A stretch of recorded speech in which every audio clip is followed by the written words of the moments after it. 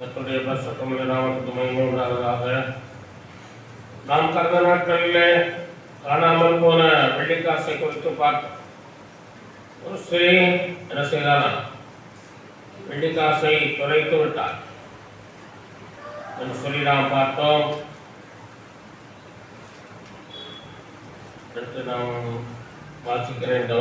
லூக்கா 15:8 அன்றியும் ஒரு ஸ்திரீ 10 வெள்ளிக்காசை உடையவளாக இருந்து அதில் ஒரு வெள்ளிக்காசு காணாமல் போனால் விளக்கை கொளுத்தி வீட்டை பெருக்கி அதை கண்டுபிடிக்கிற வரைக்கும் ஜாக்கிரதையாய் தேடாமல் இருப்பாளோ? கண்டுபிடித்த பின்பு தன் சிநேகிதிகளையும் அயல் வீட்டுக்காரிகளையும் கூட வரவழைத்து, காணாமல் போன வெள்ளிக்காசை கண்டுபிடித்தேன், என்னோடு கூட சந்தோஷப்படுங்கள் என்றால் அல்லவா என்று சொல்லி ஆண்டவர் சொன்ன வார்த்தைகளை நாம் தியானித்தோம். இந்த வாரத்திலும் தொடர்ச்சியாக நாம் அதை குறித்து நாம் பார்க்கலாம். நம்ம 10 வெள்ளிக்காசு என்பது ஆண்டவர் சிலுவையில் சம்பாதித்து நமக்கு அளித்த பரிபூர்ணமான ரட்சிப்பை காட்டுகிறது என்று சொல்லி பார்த்தோம். கடந்த வாரத்தில் 5 வெள்ளிக்காசுகளை குறித்து 5 வித ரட்சிப்பு என்று சொல்லி நாம் பார்த்தோம். இந்த வாரத்திலும் ரட்சிப்பின் தொடர்ச்சியாக நாம் 5 வெள்ளிக்காசையும் அவள் அந்த வெள்ளிக்காசை கண்டுபிடித்ததையும் பார்க்க போகிறோம். கர்த்தர் ஆசீர்வதிப்பாராக, நம்ம பேசுவாராக. 6வதாக நம்ம 5 பார்க்கிறோம். ரட்சிப்பு பாவமன்னிப்பை தரக்கூடியதாக இருக்கிறது. ரட்சிப்பு நம்மை உயிரோடு பாதுகாக்கிறது என்று சொல்லி பார்த்தோம். ரட்சிப்பு நம்மை சபையிலே கொண்டு வந்து சேர்க்கிறது என்று பார்த்தோம். ரட்சிப்பு ஆண்டவர் தரும் தரை சீரா என்று சொல்லி பார்த்தோம். ரட்சிப்பு தேவ கோபத்தை மாற்றுகிறது என்று பார்த்தோம். இந்த வாரத்தில் 6வதாக ரட்சிப்பு தேவ தண்டனையை மாற்றுகிறது. தேவனுடைய தண்டனையை மாற்றுகிறது. எபிரேயர் 2:4 வாசிக்கிறோம். அடையாளங்களினாலும் அற்புதங்களினாலும் பலவிதமான பலத்த செய்கைகளினாலும் நம்முடைய சித்தத்தின்படி பகிர்ந்து கொண்ட பரிசுத்த ஆவியின் வரங்களினாலும் தேவன் தாமே சாட்சி கொடுத்ததுமாக இருக்கிற இவ்வளவு பெரிதான ரட்சிப்பை குறித்து நாம் கவலையற்றிருப்போமானால் தண்டனைக்கு எப்படி தப்பித்துக் கொள்வோம் என்று சொல்லியிருப்பார். கவலை நமக்கு இருக்கும். எதை குறித்து என்றால் ரட்சிப்பை குறித்தோ ஒரு கவலை. நாம் ரட்சிக்கப்பட்டிருக்கிறோமா? ரட்சிப்பின் நிச்சயத்தை உடையவர்களாக இருக்கிறோமா? நாம் உண்மையாகவே ரட்சிக்கப்பட்டிருக்கிறோமா? இல்லை பெயரளவிலே நாம் ஜீவிக்கிறோமா என்று சொல்லி நாம ஆராய்ந்து பார்க்க வேண்டும். அதை குறித்து ஒரு கவலை நமக்கு இருக்க வேண்டும். நாம் அந்த ரட்சிப்பை தொலைத்திருந்தால் கவலையோடு நாம் அதை தேட வேண்டும். உலக பிரகாரமான கவலை அல்ல, இது ரட்சிப்பை குறித்த கவலை. அவள் சொல்கிறார், சபை குறித்த கவலை என்னை நாள்தோறும் ஒடுக்குகிறது என்று சொல்லி. பவுல் அப்போஸ்தலனுக்கு கவலைகள் இருந்தது. ஆண்டவருடைய காரியங்களை குறித்து தான் கவலைப்பட்டார். ஆவிக்குரிய காரியங்களை குறித்து கவலைப்பட்டார். சபையின் நிலைகளை குறித்து கவலைப்பட்டார். சபை மக்கள் ரட்சிப்பை விட்டு போய்விடுவார்களோ என்று சொல்லி அவர் பயந்து கவலைப்பட்டார். அந்த மாதிரி ஒரு கவலை நமக்கு இருக்கணும். அல்லேலூயா. ஆண்டவருடைய பிள்ளைகளுக்கு எப்போதும் ஆண்டவரை குறித்ததான ஒரு பயம், கவலை இருக்க வேண்டும். ஏனென்றால் இந்த ரட்சிப்பு சாதாரணமானதல்ல. ரட்சிப்பு என்பது அடையாளங்களினாலே உறுதிப்படுத்தப்பட்டது. அடையாளங்கள் ஒரு பிள்ளையை துணிகளிலே சுற்றி முன்னணியிலே கிடைத்திருக்க காண்பீர்கள். இதுவே உங்களுக்கு அடையாளம். ஒரு அடையாளத்தை காண்கிறார் இல்லையா? இப்படிப்பட்ட அடையாளங்கள் வேதத்திலே ஏராளமாக சொல்லப்பட்டுகிறது.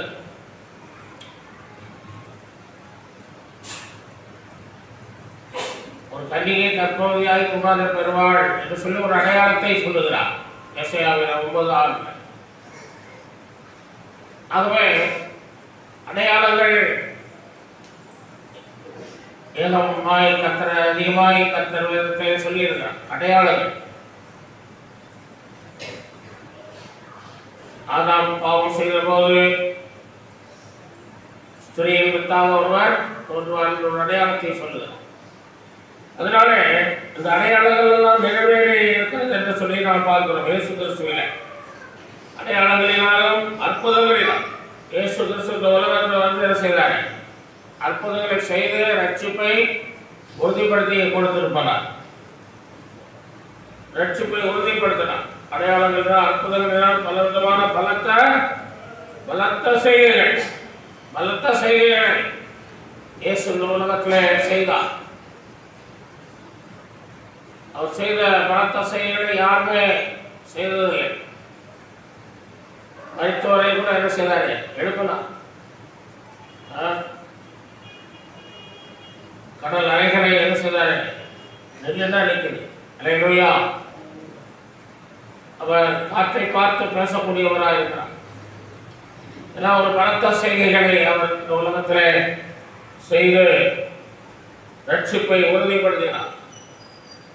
தேவன் தாமே சாட்சி கொடுத்ததுமாக இருக்கிறார். இவ்வளவு பெரிதான ரட்சிப்பு, இவ்வளவு பெரிதான ரட்சிப்பு.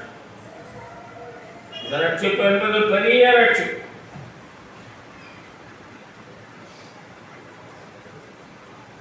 ஆகவே இந்த ரட்சிப்பை நாம அசால்ட்டாக எடுத்துக்கொள்ளக்கூடாது.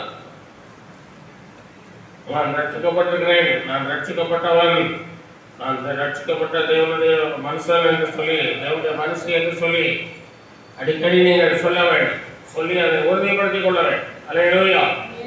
ஏழாவதாக ரட்சிப்பு ஞானத்தை தருகிறது. 2 தீமோத்தேயு 3:15 வாசிக்கிறோம். கிறிஸ்து இயேசுவை பற்றும் விசுவாசத்தினாலே உன்னை ரட்சிப்பு கேட்ட ஞானம் உள்ளவனாக்கத்தக்க பரிசுத்த வேத எழுத்துக்களை நீ சிறுவயது முதல் அறிந்தவன் என்று உனக்கு தெரியும் என்று வாசி.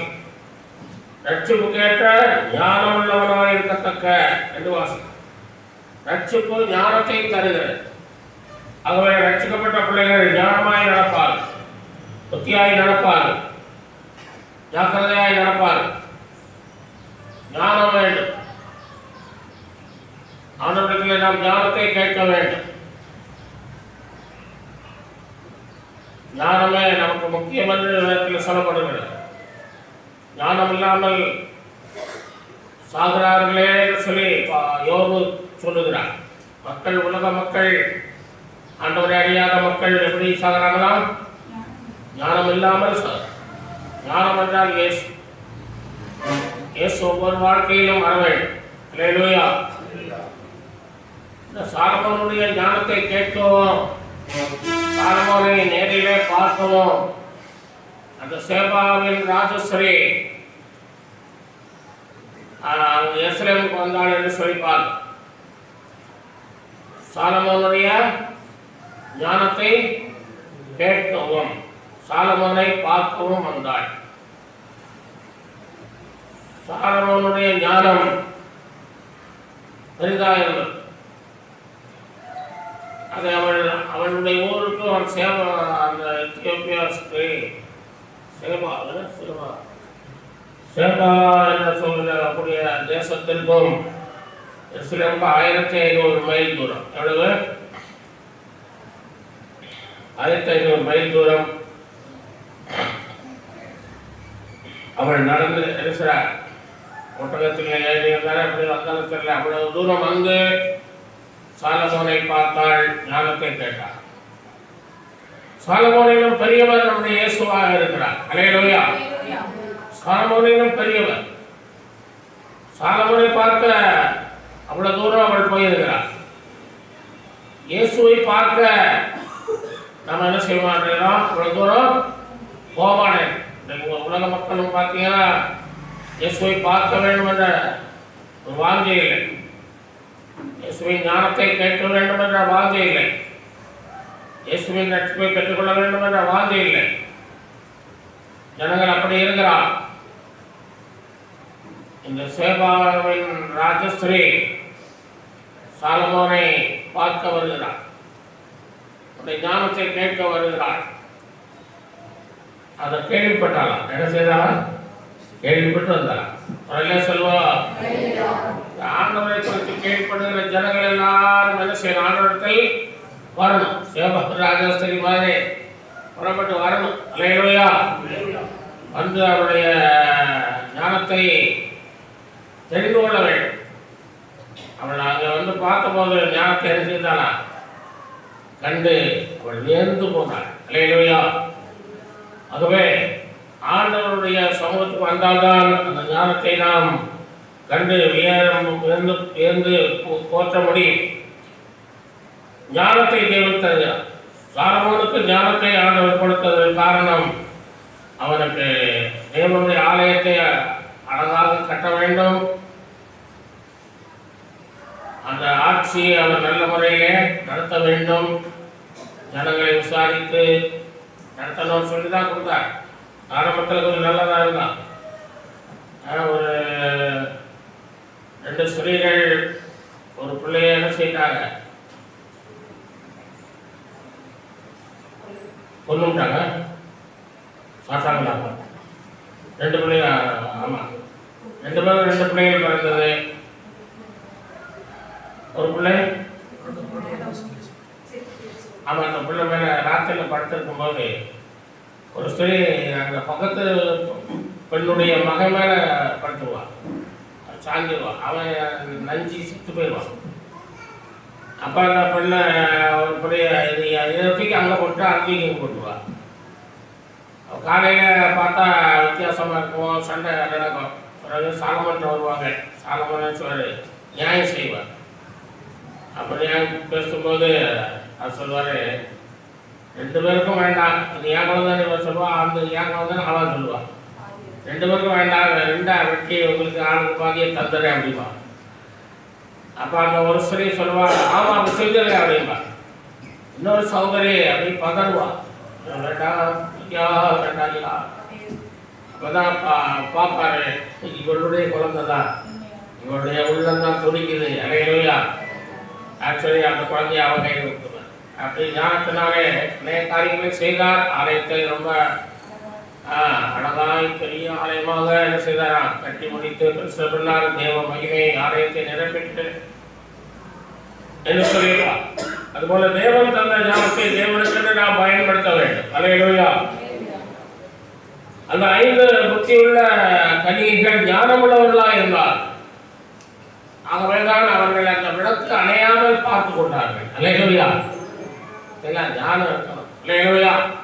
நம்முடைய குடும்ப விளக்கு அணைந்து விடக்கூடாது, நம்முடைய பிள்ளைகளுடைய வாழ்க்கை அணைந்து விடக்கூடாது, நம்முடைய தொழில்கள் அணைந்து விடக்கூடாது, நம்முடைய ஆலயம் ஊழியங்கள் அணைந்து விடக்கூடாது. அல்லேலூயா.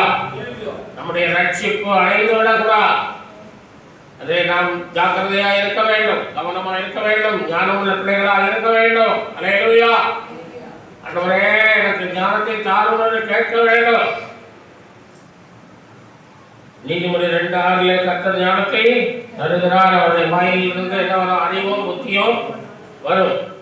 8வது நான் பார்க்கிறோம், ரட்சிப்பு சந்தோஷத்தை தருகிறது. 1 சாமுவேல் 2:1 வாசிக்கிறோம்.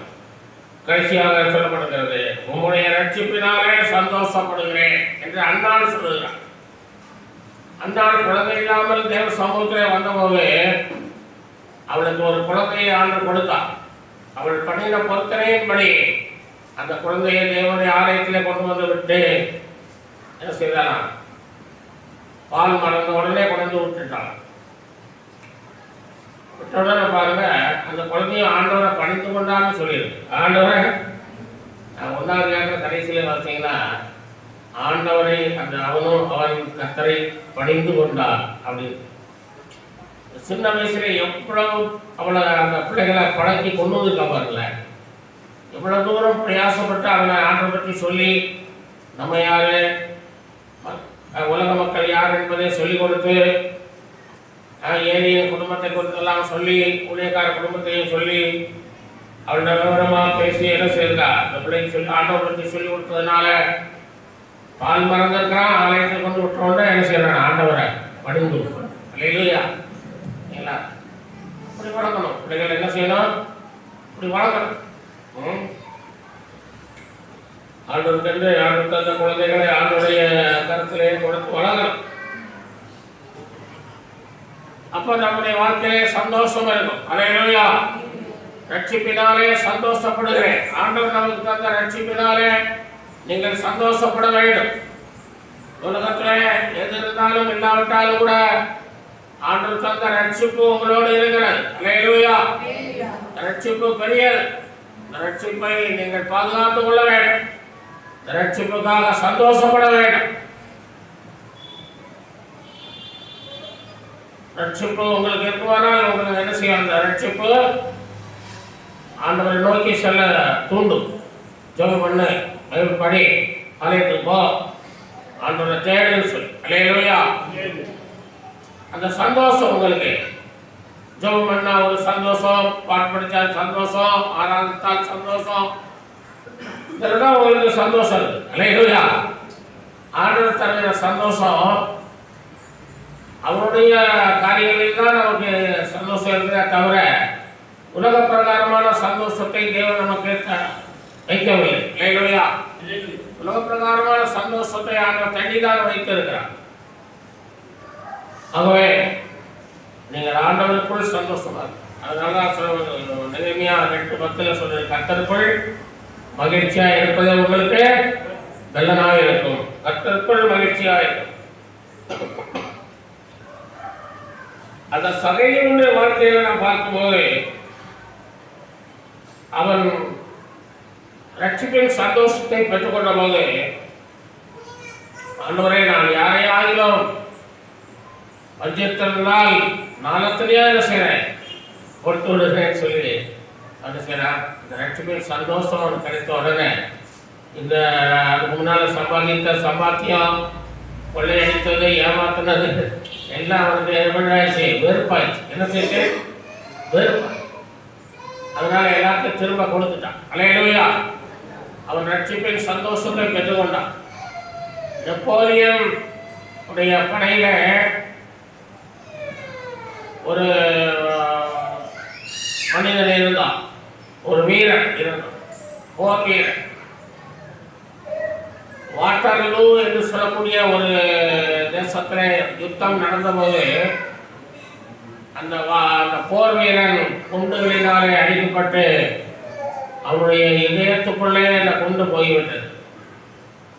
அப்பொழுது அவனை ஆஸ்பத்திரிக்கு கொண்டு போனார்கள். டாக்டர்கள் சொன்னார்கள், அந்த குண்டு எடுக்கும்போது உனக்கு, ஏன்னா அந்த நாட்களில் இந்த மாதிரி வசதிகள் கிடையாது, அதனால மயக்க மருந்தெல்லாம் கொடுக்க முடியாது. ஏன்னா அந்த ஆப்ரேஷன் பண்ணி எடுக்கும்போது உனக்கு ரொம்ப கஷ்டமாக இருக்கும்ப்பா, வேதனை அதிகமாக இருக்கும் என்று சொன்னானா டாக்டர். அவன் சொன்னானா, தாராளமாக செய்யலாம், அந்த வேதனையை நான் தாங்கிக் கொள்வேன், ஏனென்றால் எனக்குள்ளே நெப்போலியன் இருக்கிறார். அப்படி இருதயத்தில் யார் இருக்குது? நெப்போலியனின் இருதயத்தில் இருக்கிறார். நீங்கள் தைரியமாக ஆப்ரேஷன் பண்ணுங்க, அந்த வேதனையை ஒன்று செய்யாதுன்னு சொன்னாங்க. ஒரு அலைய சொல்லுங்க. இப்படியெல்லாம் தேவனுக்காக நம் பாடுகளை சகிக்க, பாடுகள் மத்தியிலும் சந்தோஷமா இருக்க ஆண்டவர் நம்முடைய உள்ளத்திலே இருக்கிறார். அல்லேலூயா. ஆமா, ஆண்டவர் யாருக்குள்ள இருக்கிறார்? நமக்குள்ள இருக்கிறார். ஒரு பாடு கூட இருக்கிறாரு, எனக்குள் வசிக்கிறார். என்ன பாட்டு?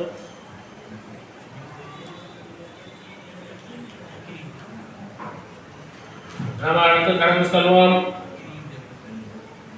ஆகவே இந்த உலகத்தில் எது இருந்தாலும் எல்லாவற்றாலும் நாம் ரட்சிப்பில் சந்தோஷப்பட வேண்டும். ஆபகு 3:18 சொல்லுகிறார், நான் கர்த்தருக்குள் மகிழ்ச்சியாக இருப்பேன், ரட்சிப்பின் தேவனுக்குள் அழுகிறேன். ஏனென்று சொன்னால் ரட்சிப்பு அவ்வளவு பெரியது என்று சொல்லுகிறார். அத்தி மரம் துளி விடாமல் போனாலும், திராட்சை செடியில் பலம் உண்டாகாவிட்டாலும், ஒலியும் மரம் பலன் தராமல் போனாலும், வயல்கள் காணித்து வெளிமையாமல் போனாலும், இடையில் ஆடுகள் இல்லாமல் போனாலும், தொழுவத்தில் மாடு இல்லாமல் போனாலும், ரட்சிக்கப்பட்டதினாலே அந்த மகிழ்ச்சி என்னோடு இருக்கிறது. நான் சந்தோஷமாக இருப்பேன். ரட்சிப்பின் சந்தோஷம் எனக்கு போதும். உலகத்திலே நான் சம்பாதித்த இவைகளெல்லாம் கொண்டு போக முடியாது. நான் போகும்போது ரட்சிப்பின் சந்தோஷம் தான் எனக்கு கூட வரும். அல்லேலூயா. ஆகவே ரட்சிப்பின் சந்தோஷத்தை நான் பெற்றிருக்கிறதுனாலே இந்த உலகத்திலே எவ்வளவு நஷ்டங்கள், கஷ்டங்கள், பாடுகள், வேதனைகள், துன்பங்கள், தொல்லைகள் வந்தாலும் நான் எல்லாத்தையும் சகித்துக் கொள்வேன் சொன்னார். அல்லேலூயா. ஆபத்து அழகான ஒரு தேவ மனிதன், அழகாய் சொல்லுங்க.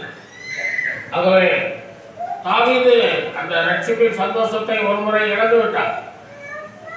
பாவத்தினாலே ரட்சிப்பின் சந்தோஷம் நம்ம விட்டு விலகி போகிறது. அப்பொழுது சங்கீதம் 51:12 அவர் ஜெபிக்கிறார். நாத்தான் தீர்க்கதரிசி மூலமாக உணர்த்தப்பட்ட போது அவர் அழுது போராடி ஜெபம் பண்ணினார். உமது ரட்சிப்பின் சந்தோஷத்தை திரும்பவும் எனக்கு தாரும் என்று சொல்லி கண்ணீரோடு விண்ணப்பம் பண்ணி உபவாசத்தோடு ஜெபித்து அவர் அந்த ரட்சிப்பின் சந்தோஷத்தை திரும்பவும் பெற்றுக்கொண்டார். அல்லேலூயா. பெற்றுக்கொண்டார். அதனால ஆண்டவர் சொன்னார், எதிர்த்துக்கு ஏற்றவன் என்று சொல்லி ஆண்டவர் சாட்சி கொடுத்தார். 9ஆவதாக நாம் பார்க்கிறோம், சத்துருக்களிடமிருந்து நம்மை பாதுகாக்கும். யாத்திராகமம் 14:13 வாசிக்கிறோம். பயப்படாதீர்கள், நீங்கள் நின்று கொண்டு இன்றைக்கு கர்த்தர் செய்யும் ரட்சிப்பை பாருங்கள். இன்று காண்கிற எகிப்தியரை இனிமேல் என்றைக்கும் காண மாட்டேன். இன்று கர்த்தர் செய்யும் ரட்சிப்பை பாருங்கள். சத்துருக்களிடமிருந்து ரட்சிப்பு நம்மை பாதுகாக்குது. சத்துருக்கள் நமக்கு தீமை செய்ய, நமக்கு பிரச்சனைகளை கொடுக்க, துன்பங்களை செய்ய, தொல்லைகளை கொடுக்க எதுவாக இருக்கிறார். அவர்களிடமிருந்து நம்மை பாதுகாக்கக்கூடியது ரட்சிப்பு. அல்லேலூயா. ரட்சிப்பு உங்களை பாதுகாக்கும். சத்துருக்களிடமிருந்து, தீமைகளிலிருந்து, எல்லா கஷ்டங்கள், பாடுகள், துன்பங்களிலிருந்து உங்களை ரட்சிக்கும், விடுவிக்கும். ஆண்டவர் உங்களுக்காக யுத்தம் பண்ணுவார். அல்லேலூயா. ரட்சிக்கப்பட்ட பிள்ளைகளுக்காக யுத்தம் பண்ணுவார். பஸ்கா ஆட்டுக்குட்டியின் ரத்தத்தினாலே ரட்சிக்கப்பட்ட பிள்ளைகளுக்கு, அந்த இஸ்ரவேல் ஜனங்களுக்கு ஆண்டவர் யுத்தம் பண்ணி வெற்றியை ஜெயித்து கொடுத்தார். அல்லேலூயா. அதுபோல ஆண்டவர் உங்களுக்கு ஒரு பெரிய விடுதலையை தருவார், நல்ல இளைப்பாறுதலை தருவார், நல்ல நிம்மதியை தருவார், சமாதானத்தை தருவார். அல்லேலூயா. கடைசியாக வெளிப்படுத்தல் 21, 23, 24 வாசிக்கிறோம். ரட்சிப்பு பரலோகத்தில் கொண்டு போய் உங்களை சேர்த்து, ரட்சிக்கப்படுகிற ஜனங்கள் பரலோக வெளிச்சத்தில் நடப்பார்கள். ஆட்டுக்குட்டியானவரே அங்கே விளக்காக இருக்கிறார். அந்த விளக்கின் வெளிச்சத்தில் நீங்கள் நடப்பீர்கள். அல்லேலூயா. பரலோகத்துக்கு கொண்டு போகுது, ரட்சிப்பு உங்களை பரலோகத்துக்கு கொண்டு போய் சேர்க்கிறது. அந்த ஸ்திரீ வெள்ளிக்காசை எப்படி கண்டுபிடித்தார் என்று சொல்லி நாம் சுருக்கமாக பார்க்கலாம். முதலாவதாக ஒரு ஓட்டைகளை அடைக்கிறவராக இருந்தார். அந்த காசை கொடுக்கும் போது பாருங்க, நல்ல ஒரு பொட்டணம் போட்டு, நல்ல ஒரு பையில போட்டு பாதுகாப்பாக தானே கொடுத்துருப்பாங்க இல்லையா? ஏன்னா 4-5 மாதம் கழிச்சு அவங்க வந்து கேட்கும்போது கொடுக்கணும்ல, அவங்க பத்திரமாக கொடுத்துருப்பாங்க. ஆனால் அவங்க வைத்திருந்த இடத்துல எலியாக கரைச்சி முடிச்சுன்னு நினைக்கிறேன். ஏதோ ஒரு ஓட்டம் விழுந்துருச்சு, ஏதோ ஒரு எதிர்பாராத விதமாக ஒரு ஓட்டம் அடிச்சிருச்சு, விழுந்துச்சு. அதில் அந்த காசு கீழே போயிடுச்சு. ஓகேங்களா? அப்புறம் அந்த முதல்ல அவள் எடுத்த உடனே அந்த ஓட்டைகளை மீதி காசும் போயிடக்கூடாதுல்ல. மீதி 9 வெள்ளி காசும் 1 வெள்ளி காசு காணாம போயிடுச்சு. மீதி 9 காசையாவது காப்பாற்றுவான்னு சொல்லி அதை பத்திரமா அடிச்சிருப்பா, ஓட்டைகளை அடைத்திருப்பாள். அல்லேலூயா. அதுபோல ஓட்டைகளை நாம் அடைக்க வேண்டும். இழந்து போன ரட்சிப்பை நாம் தேடி கண்டுபிடிக்க வேண்டும். இருக்கிற ரட்சிப்பை பாதுகாக்க வேண்டும். அல்லேலூயா. எல்லாத்தையும் தொலைச்சிடக்கூடாது. அல்லேலூயா. எல்லாத்தையும் தொலைச்சிடக்கூடாது. அப்ப அந்த ஓட்டைகளை அவள் அடைக்கிறவளாக இருந்தார். அதனாலே மீதி காசுகளையும் பாதுகாத்தால் அந்த காசையும் கண்டுபிடித்தார். அல்லேலூயா. கண்டுபிடிச்சு அந்த பையிலே தான் போட்டான். அந்த பையன் என்ன செய்தது? ஓட்டையில் தான் நின்றுச்சு. அல்லேலூயா. நம்ம வேதத்தில் பார்க்குறோம், ஆதியிலிருந்தே பார்க்குறோம், அநேக ஓட்டைகள் தேவனுடைய பிள்ளைகள் வாழ்க்கையில ஏற்படுகிறது. ஆதாமியவாள் வாழ்க்கையில கீழ்ப்படியாக என்ன ஒரு ஓட்டைகள் விழுந்தது என்று பார்க்கிறோம். சாத்தானாரே எலி இந்த மணிப்பசம் கடிச்சு ஓட்ட உண்டாக்குறது போல சாத்தானால என்ன உண்டாயிட்டாங்க, ஓட்டைகள் விழ ஆரம்பித்து. அதனால இந்த ஓட்ட வழியாக எல்லா ஆசீர்வாதமும் போச்சு. எல்லா ஆசீர்வாதமும் ஆதாம உண்டாக்கி போன வாரத்தில் மலையில் செய்தி கொடுத்துருந்தேன். மாலை கூட்டத்தில் அவரை என்ன செய்தாராம், உலகம் முழுவதுக்கும் ஒரு ராஜாவாக அவனை உண்டாக்குனார். ஆதாம எப்படி உண்டாக்குனாரு, பெரிய ராஜாவாக எல்லாத்தையும் ஆண்டு கொள்ளுங்கள் என்று சொல்லி என்ன செய்தாராம், பூமி சமுத்திரம் மிருக ஜீவன்கள் எல்லாத்தையும் ஆண்டு கொள்ளுங்க. அதை இப்போ என்ன செய்தார், எல்லாத்தையும் போட்டு எல்லாத்தையும் உருவி விட்டாரு. எல்லாம் உருவி விட்டாரு, எல்லாம் போயிடுச்சு. ஓட்டைகள் விழுந்தால் எல்லாம் போய்விடும். எல்லா ஆசீர்வாதத்தையும் நம் இழக்க நேரிடும். அவர் நம்முடைய வாழ்க்கையிலே சாத்தானாலே, உலகத்தாலே, பாவத்தினாலே, விக்கிரக ஆராதனையினாலே, மனிதனுடைய பாரம்பரியங்களினாலே, மனிதனுடைய உபதேசங்களினாலே, மனிதனுடைய கற்பனைகளினாலே, மனிதனுடைய போதனைகளினாலே நாம் ஓட்டைகளை ஏற்படுத்தி விடக்கூடாது. அல்லேலூயா.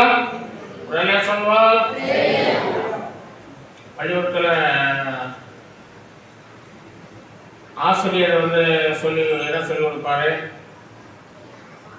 இப்படி படிக்கலாம் போகலாம் இப்படி வரணும் சொல்லி என்ன சொல்வாரு, நடைமுறைகளை கற்றுக் கொடுப்பார். நடைமுறைகளை கற்றுக் கொடுக்கிறவர் ஆசிரியர்.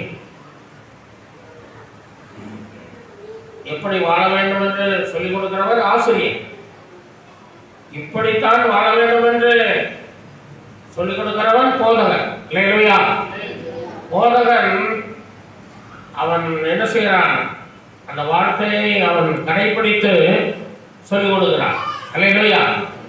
கடைபிடித்து சொல்லிக் கொடுக்கிறவன் போதகன், கடைபிடிக்காமல் சொல்லிக் கொடுக்கிறவன் ஆசிரியர். அல்லேலூயா. ஆகவே நாம் ஜாக்கிரதையாக இருக்க வேண்டும். அநேக ஓட்டைகளை சாத்தான் என்ன செய்கிறான், ஏற்படுத்துகிறான். ஒரு ஊரிலே ஒரு போதகர் இருந்தார். அவர் வீடு விசிட்டிங் போகும்போது ஒரு வீட்டிலே ஒரு சிறிய ஓட்டையை பார்த்தார். அப்ப சொன்னார், இந்த ஓட்டையிலே பாம்புகள் ஏதோ இருக்கிறது போல தெரிகிறது, அதனால இந்த ஓட்டையை நீங்கள் அடைத்து விடுங்கள் என்று சொன்னார். அவர் சொன்னாங்க, அது ரொம்ப நாள் இருக்கியா, அதில் ஒன்றும் இருக்கிறார், சும்மா இருக்கிறது, அடைக்கணும், ஒரு நாளைக்கு அடைச்சிடுவோம் அப்படின்ட்டு விட்டுட்டாங்க. ஒரு வாரம் கழிச்சு அதுலேருந்து ஒரு பாம்பு வந்தது. ஒரு பாம்பு வந்தது. அதை அடிக்க போனாங்க. அந்த ஓட்டத்துலேயும் மறுபடியும் அப்போ அதை உடைக்க ஆரம்பித்தாங்க. உடைச்சி எடுக்கும்போது 2-3 பாம்புகள் எடுத்துருச்சு. அவன் வீட்டையே உடைக்க வேண்டியது. பார்த்தீங்களா, ஓட்டையை அடைக்காததுனாலே இப்போ என்ன ஆச்சு, வீட்டை வைக்க வேண்டும். ஆகவே ஓட்டைகளை நாம் அடைக்க வேண்டும். அல்லேலூயா. பாவ வாழ்க்கையில் நாம் ஓட்டைகள் அடைக்கப்பட வேண்டும். உலக பிரகாரமான ஓட்டைகள் எல்லாம் அடைக்கப்பட்டு நாம் ஆவிக்குரிய ஜீவியத்திலே நாம் ஓட்டை இல்லாமல் வாழ வேண்டும். வெட்டகுமாரன் வாழ்க்கையில ஓட்டைகள் விழுந்தது. அந்த அவன் என்ன செய்தான், அதை சரிப்படுத்தி இழந்து போனதை எல்லாம் பெற்றுக்கொண்டான். அல்லேலூயா. அதுக்காகத்தான் அந்த திருவிழத்தெல்லாம் மாதந்தோறும் ஏன் வைக்கிறோம் சொன்னா, உங்களை நீங்கள் சரிப்படுத்திக் கொள்ளலாம். அல்லேலூயா. சீர்படுத்திக் கொள்ள, சிறப்படுத்திக் கொள்ள, பலப்படுத்திக் கொள்ள. அல்லேலூயா. சமாரியா ஸ்திரீயை பாருங்கள், அவள் அநேக ஓட்டைகளுடையவளாக இருந்தாள். அநேக பாவங்கள், அநேகரை கருத்து போட்டாள். நான் இயேசு கிறிஸ்து அவளை சந்தித்த போது கிணத்தடியில் சுவிசேஷம் பண்ணார். கிணத்தடியில் சுவிசேஷம். அதில் அவள் என்ன செய்தா, மனம் திரும்பி ஓட்டைகளை எல்லாம் அடைத்தாள். அல்லேலூயா. அடைத்தாள், ரட்சிப்பை பெற்றுக்கொண்டாள். இந்த ரட்சிப்பை மற்றவர்களுக்கும் சொன்னாள். அல்லேலூயா. அதான் அதில் பார்க்குறோம், அந்த ஸ்திரீ ஒரு வெள்ளிக்காசை கண்டுபிடித்த பின்பு என்ன செய்தாலாம், தன்னுடைய சிநேகிதர்களுக்கெல்லாம் போய் சொல்றார். சிநேகிதிகள் யார் போய் சொல்றாங்கன்னா சொல்றாங்க, எல்லாத்தையும் இழந்துட்டியம்மா, எல்லாம் போச்சு, உனக்கு நிச்சயம் பண்ணி இருக்குது, எல்லாம் போச்சு அப்படின்னு சொல்லி அவருக்கு திருமணமே ஆகாதவர்களுக்குன்னு எல்லாரும் வருத்தப்பட்டாங்க. அயல் வீட்டுக்காரிகள் எல்லாம் கூட வருத்தப்பட்டிருப்பாங்க. அப்போ அவங்களுக்கெல்லாம் இது கிடைச்சிருச்சுன்னு சொல்லி அவன் செய்யலாம் போய் அல்லேலூயா ரட்சிப்பை நீங்கள் பிரசித்தப்படுத்த வேண்டும். அல்லேலூயா. மேய்ப்பர்கள் அவருடைய ரட்சிப்பை இயேசு குழந்தையா இருந்தபோது வந்து பார்த்தபோது அவர்கள் பார்த்து விட்ட போது என்ன செய்தார்கள்? பிரசித்தம் பண்ணினார்கள். அல்லேலூயா. நேரத்திலே நீங்கள் போய் சொல்ல வேண்டிய ஒரு சத்தியம் உண்டு, அது ரட்சிப்பு என்னும் சத்தியம். அல்லேலூயா. இதை நீங்கள் அநேகருக்கு நீங்கள் அறிவிக்க வேண்டும். ரூத்துடைய வாழ்க்கையில பார்க்கிறோம், அவருடைய வாழ்க்கையில ஏற்பட்ட ஓட்டைகள் எல்லாம் பெத்லகேமுக்குள் வந்தபோது அடைக்கப்பட்டது. அல்லேலூயா. ஓட்டைகள் அடைத்தாள், அவள் நல்ல ஒரு வாழ்வு பெற்றுக் கொண்டாள். அல்லேலூயா. இரண்டாவது நாம் பார்க்கிறோம், இருளை அகற்றினாள். அந்த வீடு முழுவதும் இருளாகவே இருந்தது. அவள் விளக்கு தினம் பொறுத்தினால தெரியல, ஆனா அன்னைக்கு தான் விளக்க பொறுத்தினால்னு வாசிக்கிறோம். அல்லேலூயா. அன்னைக்கு தான் விளக்க பொறுத்துறான். விளக்கை பொருத்தி போது வீடு என்ன கிடைச்சது? இருள் அகன்று விட்டது. அல்லேலூயா. இருள் அகன்று விட்டது. விளக்கை கொடுத்த வேண்டும். வேதம் சொல்லுகிறது விளக்கு என்றால் என்ன? நீதிமொழிகள் 6:23 வாசிக்கிறோம். கட்டளையே விளக்கு, வேதமே வெளிச்சம். அதனுடைய கட்டளைகளை ஆகிய விளக்கை நீங்கள் எடுத்துக்கொண்டு வெளிச்சமாகிய வேதத்தை வாசிக்க வேண்டும். வேதத்தை மூடி வைக்க கூடாதுன்னு சொல்லி பார்த்தோம் இல்லையா? திறந்த வேதாகமா இருக்கும். வேதாகம் எப்படி இருக்கணும்? திறந்த வேதாகமா இருக்கும். எப்போதும் படிக்கிற மாதிரி. முன்னான காலங்களில் அந்த சபைகளுக்கு வெளியே ஒரு கூடு மாதிரி செய்து அதில் ஒரு பைபிள் வச்சுருப்பாங்க, கண்ணாடி போட்டு. அன்றைக்கு வாசிக்கிற பகுதின்னு ஒரு பக்கமாக திறந்து வச்சுருப்பாங்க, பெரிய பைபிளாக. இப்போ நான் அதை பார்க்க முடியல. இப்போ அடுத்து கண்ணாடி எடுத்து வந்துட்டு போகிறேன். முன்னெல்லாம் அந்த மாதிரி இருக்கும். அந்த திறம் போகிறவங்கலாம் வாசிச்சுட்டு போவாங்க. திறக்கப்பட்ட வேதம். ஆகவே அவள் விளக்கை கொடுத்திருந்த போது இருள் விலகிவிட்டது. அல்லேலூயா. நீங்கள் வேதத்தை கரங்களில் எடுத்து வாசிக்கும் போது இருள் எல்லாம் ஓடி போகும். அல்லேலூயா. உங்கள் வாழ்க்கையில் இருக்கிற இருள்களை அது உங்களுக்கு படம் பிடித்து காட்டும், என்ன இருள் இருக்கிறது என்று சொல்லி. அப்போ வேதத்தை வாசிக்க வாசிக்க அந்த இருள் என்ன செய்யணும்னா உங்களை விட்டு விலகிவிடும். அல்லேலூயா. அவர்கள் இருளை நீங்கள் அகற்ற வேண்டும்.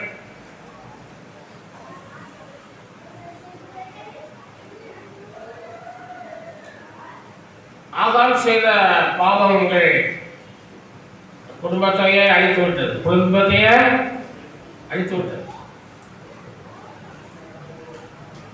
இந்த பெண்ணாடம் என்ற ஒரு ஊர்ல ஊழியம் செய்தேன். அங்கே ஒரு சுகர் ஃபேக்டரி இருக்குது, அருணா சுகர்ஸ். அதில் ஒரு டிரைவர் என்ன பண்ணாரு, அந்த காருக்கு அந்த பெட்ரோல் நிறைய போடுவார். அப்புறம் அந்த பெட்ரோலை திருடுவார். வீட்டில் கொண்டு வச்சுன்னா வீடு ஓலை வீடு தான். அதில் ஒரு அந்த கேர்லாம் கொண்டு வச்சு இந்த டீ போட்டு அந்த பெட்ரோலை எடுப்பார், திருடுவார். இப்போ ராத்திரி 10 மணி 11 மணிக்கு கொண்டு வந்து வண்டியில் வச்சு வெளியே காரை நிறுத்திட்டார், நிறுத்திட்டு பெட்ரோல் எடுத்துக்கிட்டு இருந்தார் பாருங்க. அப்போ எவ்வளவு பெட்ரோல் இருக்குது, காருக்கும் பெட்ரோல் வேணும்ல அப்படின்னு சொல்லி இவர் ஒழிக்கும் தீயை பொருத்தி இப்படி பார்த்தார் பாருங்க. அதுக்குள்ள இப்படி எட்டி பார்த்தாரு. பார்த்துன்னு பிடிச்சி அந்த டீ பொழியாக போய் அந்த 5-6 கேனில் வச்சுருந்த பெட்ரோல் எல்லாமே எரியுது. எரிஞ்சு பட்டு வெடிச்சு பிள்ளைகள் 4 பிள்ளைகள், தாய் மனைவி 6 பேர் 7 பேர் படுத்திருந்த இடத்துல எல்லாமே என்ன செய்யறாங்க, எல்லாருமே செத்து போயிட்டாங்க. வீடே தீப்பிடிச்சு இருக்கு. அதெல்லாம் ஒருத்தர் செய்த தப்பினால குடும்பமே என்ன செய்யுது, அழிஞ்சு. அந்த குடும்பங்களுக்கு அவர்கள் சாபமாகி விடுகிறார். ஆகவே பாவத்தினாலே சாபங்கள் வரும், சாபத்தினாலே அழிவுகள் வரும். பாவம் அது லேசானதல்ல. பாவம் பயங்கரமானது. அது குடும்பங்களை அழித்து விடும். ஆகவே ஜாக்கிரதையா இருக்கணும். குடும்பத்திலே உள்ள தலைவர் எப்படி 128ஆம் சங்கீதத்தில் சொல்லப்பட்டிருக்கிறது,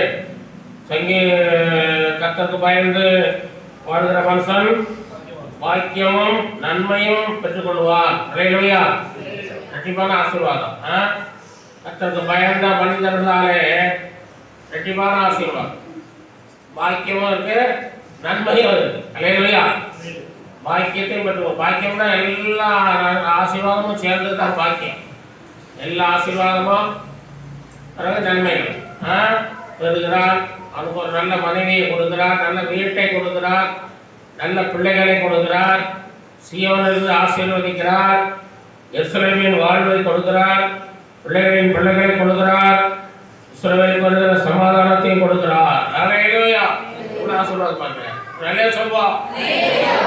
எவ்வளவு ஆசீர்வாதங்களை தேவன் உங்களுக்கு வைத்திருக்கிறார் பாருங்கள். அருமையானவர்களே, இந்த ரட்சிப்பினாலே நீங்கள் எவ்வளவு ஆசீர்வாதங்களை பெற்றுக் கொள்கிறீர்கள்.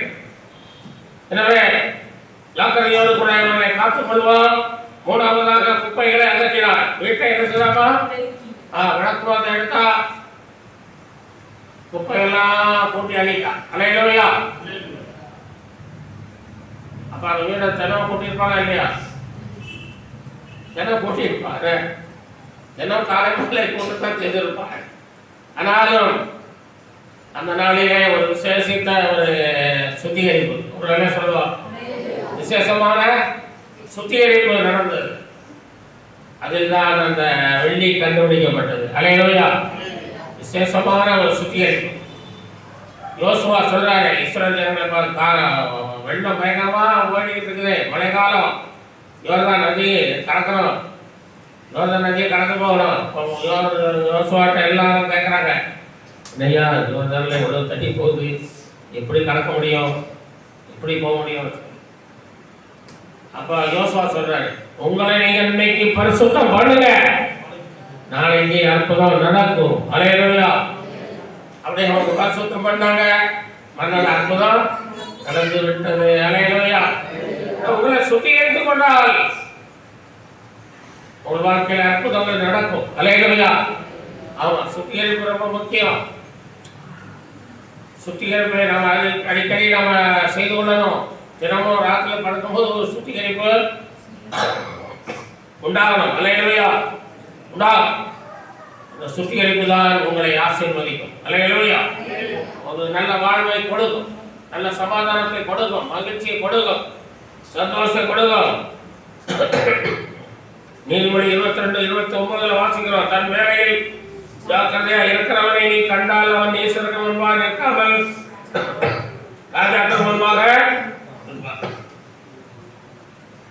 அவள் ஜாக்கிரதையாய் தேடினான். எப்படி தேடினாலும் ஜாக்கிரதையாய் தேடினதுனால அவள் அதை கண்டுபிடித்தான். அப்போ சொல்றாரு, 2 Corinthians 9:2 உங்கள் ஜாக்கிரதை அநேகரை எழுப்பி விட்டது என்று சொல்றாரு. உங்கள் ஜாக்கிரதை அநேகரை எழுப்பும். நீங்க ஜாக்கிரதை நம்ம குடும்பத்தை எழுப்பும். அல்லேலூயா. சொந்தக்காரங்களை எழுப்பும், சுத்தியர்களை எழுப்பும். என்ன சொல்லுவான், ஜாக்கிரதை வேணும். நீங்க ஜாக்கிரதையா இருந்தால் அநேகரை எழும்புவார்கள். நீங்க ஜாக்கிரதையா இருந்தால் அநேகர் ரட்சிக்கப்படுவார்கள். நீங்க ஜாக்கிரதையா இருந்தால் சபை ஆத்மங்களால் நிரம்பும். அல்லேலூயா. நீங்க ஜாக்கிரதையா இருக்க வேண்டும். உங்கள் ஜாக்கிரதையை பார்த்து அநேகர் மனம் திரும்புவார்கள். வேலையில் ஜாக்கிரதையா இருக்கிறதை கண்டால் அவன் எங்க நிற்க மாட்டான், நீ சொல்ல முன்பாக நிற்க மாட்டான். அவன் ராஜாக்களுக்கு முன்பாக நிற்பான். அல்லேலூயா. தேவனுக்கு முன்பாக நிற்பான். ஆகவே அருமையானவர்களே, இந்த ஸ்திரீயை குறித்து பார்க்கிறோம். ஜாக்கிரதையாய் ஓட்டைகளை எல்லாம் அடைத்தாள். ஜாக்கிரதையாய் இருள்களை எல்லாம் விளக்கை கொடுத்து இருள்களை அகற்றினாள். ஜாக்கிரதையாய் வீட்டை பெருக்கி குப்பைகளை அகற்றினாள். ஜாக்கிரதையாய் இழந்ததை தேடி கண்டுபிடித்தாள். அல்லேலூயா. மணவாளன் வந்து விட்டார் என்ற வார்த்தை அவர் கேட்டார். அவள் அந்த 10 வெள்ளிக்காசையும் என்ன செய்தார்? பத்திரமாய் கொண்டு போய் மணவாளனுக்கு கொடுத்து மணவாட்டியானாள். அல்லேலூயா. இயேசு ராஜா வரப்போகிறார், மணவாளன் வரப்போகிறார். அவருக்கு எதிர்கொண்டு செல்ல நீங்கள் என்ன செய்யணும்? ஆயத்தப்படுங்கள். நீங்களும் அந்த ஸ்திரியை போல மணவாட்டியாய் மாறி ஆண்டவரை எதிர்கொண்டு செல்லுங்கள். ஆண்டவர் உங்களுடைய ரட்சிப்பை அங்கீகரித்து பரலோகத்துக்கு சேர்ப்பார். கர்த்தர் தாமே உங்களை ஆசீர்வதிப்பாராக. ஆமென்.